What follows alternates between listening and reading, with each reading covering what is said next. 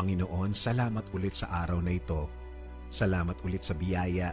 Salamat sa umpisa ng araw na ito na ikaw ang nasa isip ko at puso ko so I can be guided all throughout.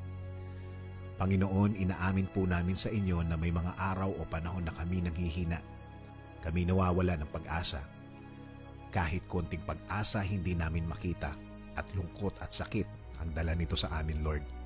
And minsan, Lord, nadadamay ang mga mahal namin sa buhay. Hindi man namin gusto na masaktan sila. Parang nadadamay sila sa aming mga problema sa araw-araw, Panginoon. Panginoon, humihingi kami ng lakas sa inyo. Bigyan niyo kami ng lakas na galing sa inyo, Lord. Bigyan niyo kami ng inspirasyon para lumaban sa mga nasa harap namin, Panginoon.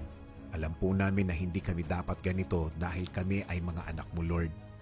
Pero minsan tinatalo kami ng sitwasyon na nasa harap namin, nawawala.